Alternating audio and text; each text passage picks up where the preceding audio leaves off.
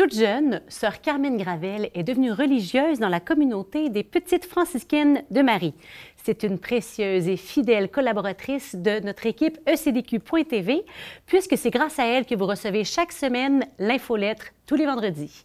Sœur Carmen, bonjour. Bonjour Geneviève. Quelle joie d'échanger avec vous aujourd'hui. Très agréable d'être ici, en effet. Merci. Alors, est-ce que vous pourriez nous parler de l'importance de la foi? Votre vie de foi, c'est ce dont vous venez nous parler aujourd'hui. Pouvez-vous, dans un premier temps, nous parler des racines de votre foi chrétienne? Bon, je pense que tu m'invites à développer avec toi un beau cadeau. Parce que la foi, c'est vraiment un cadeau. Moi, je n'ai rien fait pour avoir la foi. Le Seigneur m'a donné la foi d'une façon gratuite par mon baptême, évidemment. Et je le remercie de m'avoir fait naître dans une famille profondément chrétienne, où la foi avait de l'importance, où la pratique religieuse était importante. Chez nous, la messe du dimanche, c'était sacré. Et dans ce temps-là, il y avait la grand-messe et la basse-messe. C'était défendu d'aller à la basse-messe parce que c'était comme raccourcir le temps qu'on donnait au Seigneur. Il fallait aller à la grand-messe. En plus, étant très proche de l'Église, puisque nous étions la 4e maison proche de l'Église, nous allions à la messe tous les matins avec mon père. Et ça aussi, c'est quelque chose qui est gravé dans mon cœur pour toujours. Et je dirais, la foi, c'est comme une force intérieure qu'on ne peut pas arrêter, qui pousse tout le temps vers l'avant. La manière dont le pape François parle de la foi, je trouve ça beau. Il dit la foi, ce n'est pas de l'eau qui éteint, c'est un feu qui brûle. Alors je pense que cette foi qui est déposée dans mon cœur, elle a pris racine, oui, dans ma famille. Et mes parents ont tenu à me faire baptiser la journée même de ma naissance. Alors je me disais, j'avais des parents profondément croyants. Et je revois ma mère faire le signe de la croix avant de commencer à pétrir le pain. Je vois mon père faire le bénédicité. J'entends ma mère après la messe le matin, quand nous avions, mon frère qui me suivait me taquinait beaucoup, puis parfois ça tournait un petit peu en chicane. Alors elle me disait, attention, vous venez de communier. Alors il fallait avoir une cohérence entre ce qu'on vivait avec le Seigneur, puis notre vie de tous les jours, dans le fond. Parce que la foi, c'est l'amour, au fond, Ça nous fait croire en des choses qu'on ne peut pas s'expliquer. C'est là. Et on a besoin, évidemment, de l'éclairer, notre foi. On a besoin de faire des recherches pour qu'elle grandisse. On a besoin de pratiquer notre foi, la préception des sacrements, l'Eucharistie, le sacrement de réconciliation, la prière, les moments de méditation. Notre foi, elle a besoin d'être nourrie. Et que dire de la parole de Dieu? La parole de Dieu qui me fait découvrir de plus en plus Jésus, le connaître, l'aimer et davantage vouloir le servir.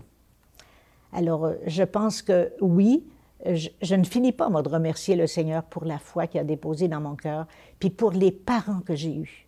Parce que nous étions une famille quand même nombreuse. Ma mère a donné naissance à 14 enfants.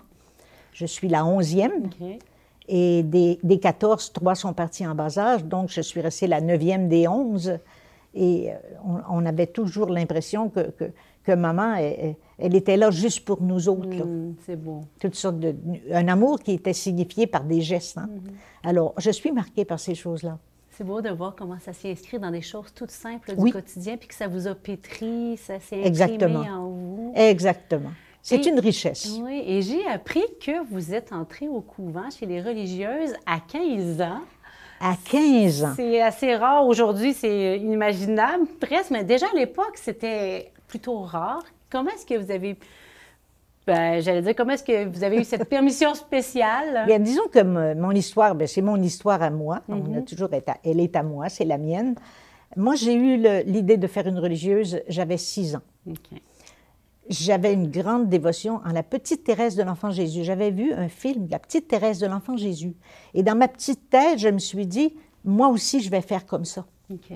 Et plus tard, j'ai réalisé que Sainte Thérèse était née en janvier, entrée en avril, donc 15 ans et 3 mois. Moi, je suis née en avril et je suis entrée en juillet, 15 ans et 3 mois. Alors, notre Sainte Thérèse du Québec.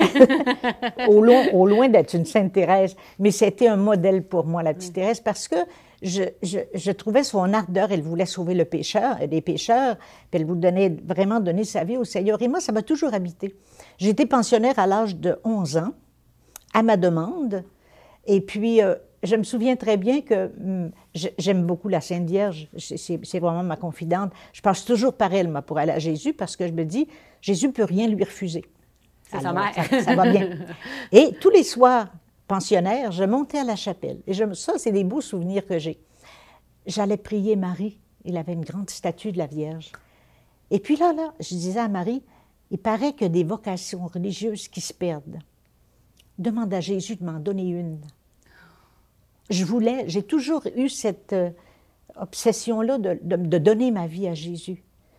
Et quand un prêtre, avant d'entrer, l'aumônier où j'étais pensionnaire, il m'avait dit, « Tu es bien trop jeune. » Et j'avais osé répondre, oh, « On ne donne pas de choses vieilles au Seigneur. » J'avais 15 ans. Audacieuse en plus. Mais par contre, le prêtre rédemptoriste que j'avais rencontré, le père La Douceur, m'avait encouragé, lui, parce qu'il m'avait questionné, et puis il voyait que c'était sérieux. Par contre, dans ma famille, mon père, évidemment, quand je lui avais demandé cette autorisation de partir, humainement, ça aurait été bien que je travaille un peu pour payer les 4 années de pensionnat que mon père avait payé. Mais mon père avait répondu, « Tu ne nous appartiens pas. » C'est beau, hein? C'est beau la foi. Maman a eu plus de difficultés à l'accepter. Elle, là, pour elle, ne pas que j'ai pas d'enfant, c'était important. Elle qui en avait eu 14. Alors, mais quand elle a vu que j'étais heureuse, elle l'a accepté finalement. Mais mon père, c'était comme, pour lui, c'est le Seigneur qui lui demandait sa fille, puis je ne lui appartenais pas, j'avais été comme prêtée. Alors ça, c'est encore un beau témoignage que je retiens de mes parents, de leur foi, parce que le partage chez nous, ça avait beaucoup d'importance aussi. On n'était pas riches, mais il y avait toujours de la place pour quelqu'un qui arrivait pour un repas. Mon père travaillait à son usine parce qu'on avait... Moi, j'ai connu la présence d'un père à la maison, toujours, hein, les 3 repas avec mon père. Ça aussi, c'est un cadeau, Et puis, il arrivait avec quelqu'un qui était à la boutique avec lui, puis sans avertir trop tôt maman, mais la personne était accueillie à la maison. Il y avait toujours une place. Une place, oui.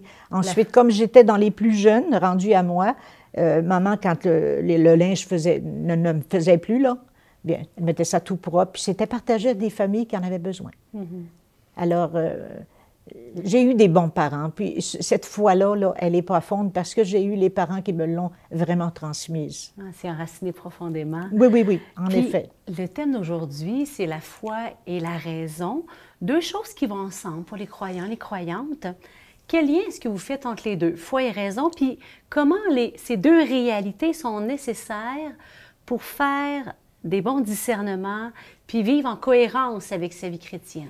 Bien, la définition que le Saint Jean-Paul II donne de la foi et de la raison dans son encyclique publiée en 1998, il dit « La foi et la raison, c'est comme 2 ailes qui aident l'esprit humain à monter vers la contemplation de la vérité. » Alors, c'est comme ça s'intègre, ces 2 choses-là. Une foi qui n'est pas nourrie, elle va mourir, elle va s'éteindre. J'ai besoin de la raison pour chercher, pour connaître davantage. Hein? Je lis les Écritures, j'ai besoin de ma raison pour la comprendre. Puis, plus je vais comprendre la parole de Dieu, plus je vais connaître Jésus, plus je vais l'aimer, plus je vais vouloir le suivre.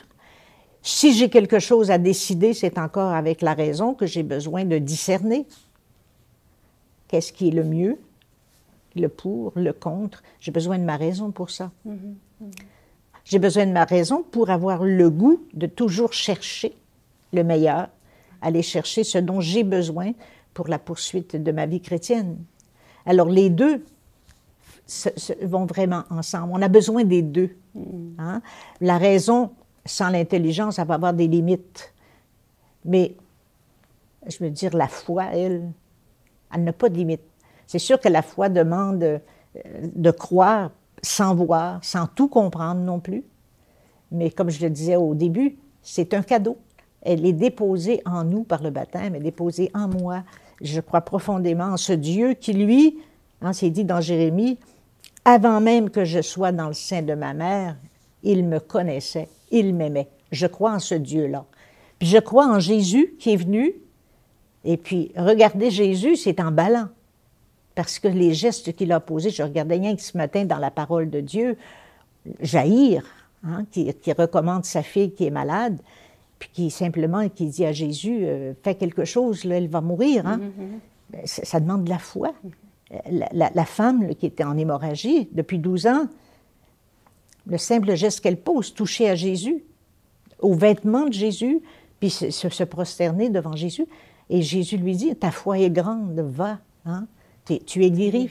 Alors, le Seigneur, il aime les gens qui ont la foi. C'est heureux l'homme hein, qui met sa foi dans le Seigneur, c'est dit dans un psaume, le psaume 17, je pense. Alors, on a besoin des deux.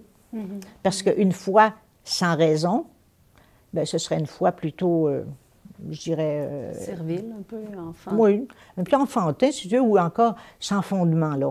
Tandis qu'une foi qui est raisonnée, qui est allée chercher des ressources pour mieux comprendre, bien, elle est nourrie, puis elle nous fait aller plus loin. Elle nous fait aller plus loin. Ça me fait penser à un psaume, hein? Souvent on lit la foi à l'amour hein, aussi. Oui. Donc, amour et vérité se rencontrent. Se rencontrent, exactement. Hein? Foi et raison. Exactement. Parce que la foi, quand tu as la foi, tu as de l'amour aussi, hein? Parce que tu ne peux pas avoir la foi en Jésus qui a été l'amour même, qui est l'amour. Il l'a dit, je suis la voie, je suis la vérité, il est l'amour. Alors, c'est la personne que je contemple, que je veux suivre, puis que je voudrais donc lui ressembler un peu plus chaque jour. C'est la demande que je lui fais. Bon, en tout cas, avec votre visage rayonnant, lumineux, plein de tendresse, je pense que vous lui... En tout cas, moi, vous me faites penser à Jésus. Quand je pense à vous, je pense que c'est Sœur Sourire, Sœur Soleil. Donc, grand merci, Sœur Carmen. J'aime beaucoup un chant de Patrice Vallée, je ne sais pas si tu le connais, « Te ressembler chaque jour un peu plus ». Te continuer dans nos maisons, nos rues. Okay. C'est beau, hein? Te ressembler chaque jour un peu plus, te continuer dans nos maisons, être là où il n'est plus, là, mais continuer sa vie, continuer par nos gestes, par le don de nous-mêmes, par se faire petit pour être grand, comme Jésus. Jésus, il s'est abaissé, hein? Serviteur à laver les pieds de ses disciples. Alors, ce n'est pas des gros gestes, des grands gestes que le Seigneur nous demande, comme dans la vie de la petite Thérèse, hein? Comme la vie de vos parents? La vie de mes parents, exactement. Ce n'était pas des grandes choses que mes parents faisaient, mais des gestes faits par amour.